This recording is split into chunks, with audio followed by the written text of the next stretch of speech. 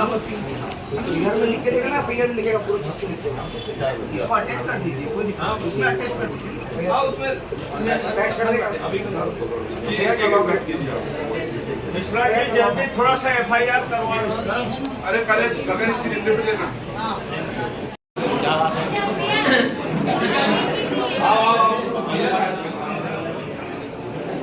बाहर लेके वही जानना चाह रहे हैं आप, बार बार नहीं जानने वाले का क्या मारा? नहीं अधिकारी वाला बोल रहे हैं घर कैसे चले गए। अभी तक जो समाधान आया जांच में आप ये बताइए कि आज एकर का आखिरी दिन है, कल से ना होगा विषय जो लेके जा रहा है वो पताल भैरवी मंदिर का विषय है। सारे लोग वहाँ दर्शन के लिए जाते हैं, सड़क खराब है, वहाँ की अन्य व्यवस्थाओं के लिए अगर जनप्रतिनिधि जो पार्षद है वो कमिश्नर को नहीं बोलेगा किसको बोलेगा? और अभी छुट्टी है और मान लो वो घर चला गया वो अपराध हो गया क्या? अभी 12 बज के मुझे ये बताइए ना, आप 2 घंटा दे दें और कमिश्नर अपराध दीजिए, हम लोग पढ़े लिखे वो भी आवेदन देने आए जब आप लोग जाएंगे उनका भी लीजिए ना आवेदन, कोई दिक्कत नहीं। आप लीजिए अरे शिकायत करता सामने खड़ा है, हमारा एफआईआर तो लिखो। अगर अपन 2 मिनट शांत हो जाए।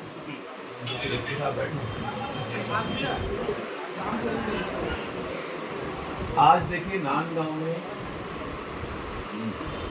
बहुत शांति के साथ ना, बहुत धैर्य के साथ खड़े हैं।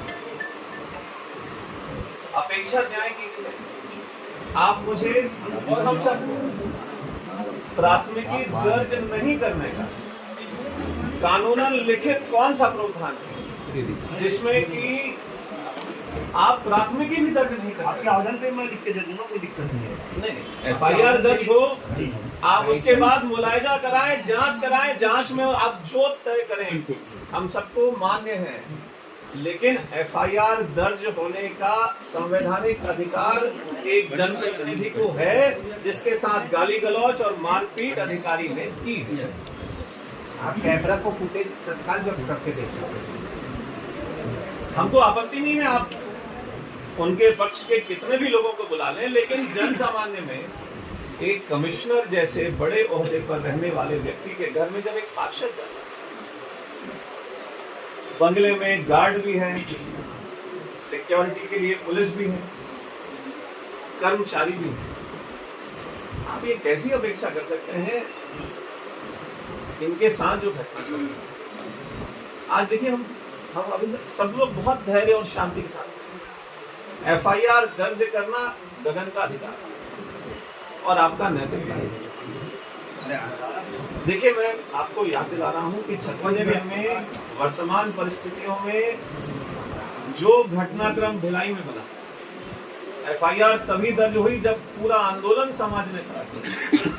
जो घटनाक्रम बीरनपुर में घटा, एफआईआर तभी दर्ज हुई जब पूरे समाज ने आंदोलन किया। जो घटनाक्रम कवर्धा में हुआ, भगवा ध्वज का अपमान, आंदोलन के बाद ही एफआईआर दर्ज हुआ। मैं उम्मीद करता हूं आप सभी सज्जन, समझदार, अनुभवी अधिकारी, कम से कम हमारे नांदगांव में आप सबसे हम न्याय की अपेक्षा के साथ आए। हम यहां से तभी जाएंगे जब आप इसको एफआईआर दर्ज करेंगे, उसके बाद मुलाहिजा के लिए जाएगा, उसके बाद हम चुनाव आयोग के पास जाएंगे, अपना पूरा विषय लेंगे और इन तमाम पिछले 2 घंटे के घटनाक्रम में जो यहाँ हम सब ने अनुभव किया है उससे भी उनको अवगत कराएंगे। करना ही हो जाए, 5 लोग को आने दे। अब बात लोग आ गए,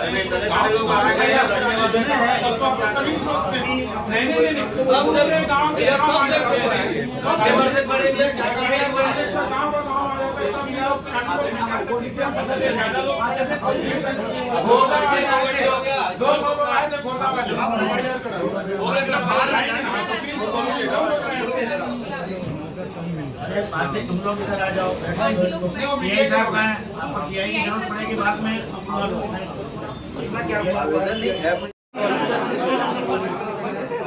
भाई बड़े लोग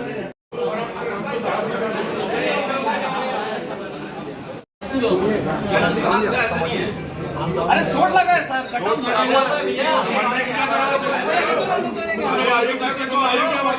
सीसीटीवी फुटेज पूरा डिलीट कर दिया हुआ भाई सर को मिलने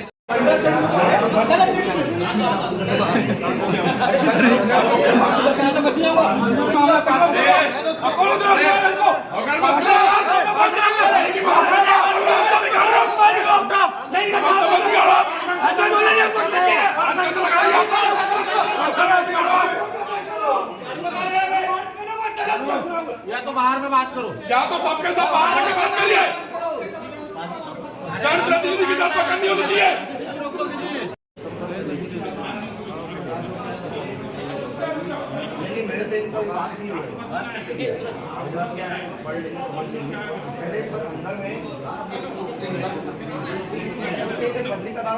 अंदर बैठेंगे 5 लोग आ सकते हैं आप लोग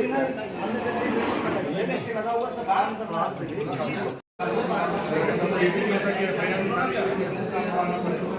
बाहर आ जाते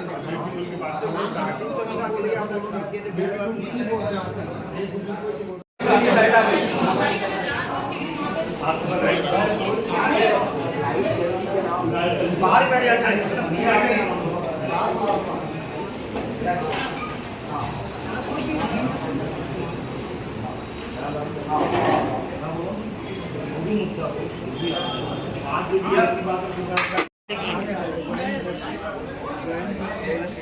दिखा दिया मेरे भाई को बता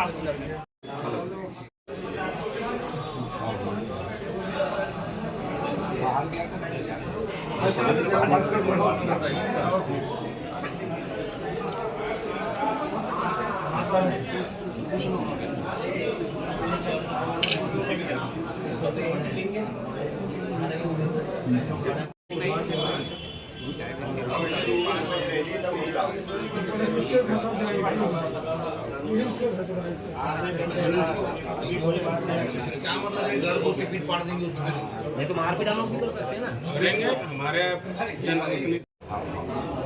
पहले अपन सुन लेते हैं आप क्या बोलना चाहते हैं। हमारे सामने बात कर लो ना महाराज हाथ के ऊपर भी दबाओ क्या दबाओ है क्या महाराज यही बात कर लो सब महाराज के यही हाल है हाथ के ऊपर भी दबाओ है तो ऐसे बता दो सब महाराज के यही हाल है एफआईआर की मांग को लेकर हम आए हैं। एफआईआर होने के बाद चूंकि अभी ऑब्जर्वर शायद यहाँ जो भी चुनाव आयोग में कलेक्टर साहब से मिलेंगे और स्टेट इलेक्शन कमीशन के पास भी हम ये मांग करेंगे कि भाई चुनाव जिन अधिकारियों को संपन्न कराना है कम से कम ऐसे अधिकारी हों जो मानवीय संवेदनाओं का व्यवहार कुशलता का ध्यान रखते हुए एक अच्छे वातावरण में निष्पक्ष चुनाव संपन्न करा सके। ऐसा दुर्व्यवहार और ऐसे अधिकारियों को कम से कम जब तक इस पूरे प्रकरण की विवेचना नहीं हो जाती और ये चुनाव नहीं हो जाता तत्काल इस पद से हटाकर और कहीं उनका उपयोग करना चाहें तो करें। लेकिन राजनांदगांव हमेशा एक शांतिप्रिय शहर रहा है, संस्कारधानी के नाम से पूरे प्रदेश में जाना जाता रहा है और राजनांदगांव ने देखा है कि अलग अलग समय पर बहुत अच्छे अच्छे अधिकारियों ने यहाँ एक अच्छा माहौल बनाकर काम किया है, चाहे चुनाव का समय हो या सामान्य विषय हो। तो इतनी ही अपेक्षा के साथ हम सब यहाँ आए हैं और यहाँ से कलेक्टर साहब से मिलेंगे और चुनाव के आयोग को करीब 9:30 साढ़े 10 के बीच का घटनाक्रम होगा। गगन आइच जो राजनांदगांव नगर निगम के पार्षद हैं और जनप्रतिनिधि हैं, उनके माध्यम से हम सभी लोगों को जानकारी मिली कि नगर निगम कमिश्नर ने उनके साथ गाली गलौज की है, दुर्व्यवहार किया है और मारपीट की है और उस बात की शिकायत को लेकर पूरा पार्षद दल थाने पहुंचा था। लगातार पुलिस के द्वारा बातों को घुमाने का प्रयास, टाल मटोल करने का प्रयास, जब इसकी जानकारी पहुंची तो हम सभी यहां इकट्ठा हुए।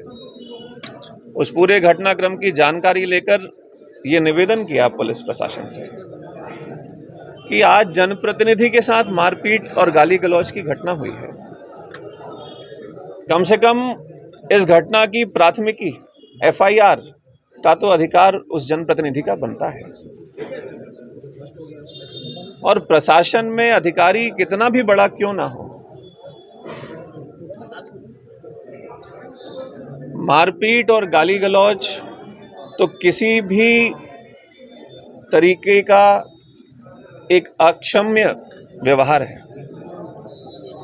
आज उसी विषय को लेकर भारतीय जनता पार्टी के सभी वरिष्ठ यहां आए हैं और लगभग 11 बजे से अलग अलग स्तर पर चर्चा हो रही है। और जिस विषय को लेकर गगन आइच लगातार पिछले 15 दिन से आयुक्त महोदय से संपर्क करना चाह रहे थे, वो विषय सिर्फ इतना था कि पाताल भैरवी के जाने वाले रास्ते में बड़े बड़े गड्ढे हो गए हैं। नवरात्रि का पर्व सामने है, बड़ी संख्या में पैदल यात्री श्रद्धालु दर्शन करने जाते हैं। उसकी इतनी ही अपेक्षा थी, उसका उतना ही विषय था कि नवरात्रि के पहले उस सड़क को गड्ढा भरने का काम हो जाए। उस विषय को लेकर ही उसने कई बार उनसे बातचीत करना, फोन में संपर्क करने का प्रयास किया। गगन ने बताया कि उसके मोबाइल को ब्लॉक लिस्ट में डाल दिया गया था। गगन ने कलेक्टर साहब के पास भी इस विषय को रखा था, कल ही रखा था। कलेक्टर साहब ने भी उसे आश्वासन दिया था कि ये काम हो जाएगा, लेकिन जब कहीं से कोई प्रयास नहीं दिखा तब जाकर ये घटनाक्रम की परिणति ये हुई। तो इस तरीके का निगम के शीर्षस्थ अधिकारी का व्यवहार है। कोई जनहित मुद्दे को लेके हम अगर कोई बात रखेंगे, प्रशासन उसमें राजनीतिक दबाव में काम नहीं करती है। अगर आपको अगर चिंता है, आप मेरे क्षेत्र में आइए। क्षेत्र की जनता लगातार प्रिंट मीडिया, इलेक्ट्रॉनिक मीडिया के माध्यम से आप देख सकते हैं पूरा शहर का गड्ढा आप लोग के प्रकाशन में आ ही रहा है। और हमारी भी मांग थी, हमारी इसलिए मांग थी, 2 दिन नहीं बचा था नवरात्रि के लिए, इसलिए बार बार ये मांग रख रहे थे कि इसको मरम्मत कराए, पर प्रशासन एकदम ध्यान नहीं दे रहा है। जब इस बात को लेकर मैंने उनको बोला ना, आए देखे ना बाए, मेरे ऊपर हमला कर दिए। और बात में हमारे नेता प्रतिपक्ष और हम पार्षद दल इस विषय को लेकर कलेक्टर को कुछ दिन पहले 10-12 दिन पहले अवगत भी कराए। कलेक्टर साहब ने बोला उनके व्यवहार में चेंज होगा, सुधार होगा, मैं प्रॉमिस कर रहा हूँ करके, पर अभी तक कुछ नहीं है। और कुछ बोले तो ऐसे घटना घट गई। हमारी पार्टी संगठन पूरी तैयारी में इस विषय को लेके निर्वाचन आयोग भी जाएंगे, चुनाव आयोग भी जाएंगे, इनकी लिखित में शिकायत भी करेंगे। अभी FIR हुआ नहीं है, FIR की प्रक्रिया चल रही है। CSP साहब का आश्वासन है कि हम FIR करेंगे करके। ठीक, नाम बताइए। गगन आइच, वार्ड नंबर 45, पार्षद, प्रदेश कार्यकारिणी, युवा मोर्चा सचिव। विषय ये है, भारत का सबसे बड़ा त्यौहार होता है नवरात्रि, और मेरे वार्ड नंबर 45 में सबसे बड़ा मंदिर पाताल भैरवी मंदिर है, जो आप सबको जानकारी होगी। पूरे प्रदेश से, आसपास के राज्यों से पदयात्री लोग आते हैं। इस समय श्रद्धालु लोग आते हैं, पदयात्री लोग अपना दर्शन करने आते हैं, अपनी मनोकामना पूर्ण करने के रूप से आते हैं। वो क्षेत्र आप भी स्वयं जाके देख सकते, पूरा गड्ढा हो गया। क्षेत्रवासियों के द्वारा लगातार मेरे को मांग की जा रही थी कि वो गड्ढे को आप पाटिए, आप ध्यान नहीं दे रहे हैं, गड्ढे में कोई गिर जाएगा, कोई घटना हो जाएगी। अभी त्यौहार आ रहा है, नवरात्रि का त्यौहार, उसको आप कम से कम मरम्मत कराइए। मैं आवेदन के माध्यम से, प्रशासनिक अधिकारियों के माध्यम से बार बार मैं इस विषय को जानकारी दिया हूँ। मेरे पास लिखित में पावती भी है, उसको भी अवगत करा दूंगा। मैंने कल जब और बुलाया मेरे को क्षेत्रवासियों ने, मैंने कमिश्नर को लगाया। कमिश्नर साहब का नंबर मेरे ब्लैक लिस्ट में था, तो फ़ोन लगा नहीं। फिर मैंने उनको लगाया, कलेक्टर साहब को। कलेक्टर साहब का भी यही कहना था, सही बात बोल रहे हो, आपकी बात जिनाइन है, मैं चिंतापूर्ण करके कार्रवाई करवाता हूँ। पर नवरात्रि के लिए मात्र आज 1 दिन बचा है, कल से नवरात्रि लग जाएगी। तो मैंने आज स्वयं कमिश्नर साहब के पास गया, मैं बोला कि सर मेरे नंबर को आप ब्लैक लिस्ट से हटाइए करके। जब उनको बोला ये ब्लैक लिस्ट है, तुम होते कौन हो मेरे घर में आके ब्लैक लिस्ट हटाने वाला? मेरा है, मेरे घर में मेरे को नहीं जानते हो क्या तुम? मैं अभिषेक गुप्ता हूँ, तुम्हारी नेतागिरी घुसाड़ दूंगा, तुम मेरे को पहचानते नहीं हो क्या? आए बाय अश्लील गाली दे के मेरे को गला दबा के मारने के लिए, मेरे को घसीट के मुक्का मारे, कैंची से हमला किए, जिससे मैं अपने आप को जान बचा के वहाँ से भाग के बाहर आया हूँ। बात में मेरे को अश्लील गाली दी है एकदम से। एक जन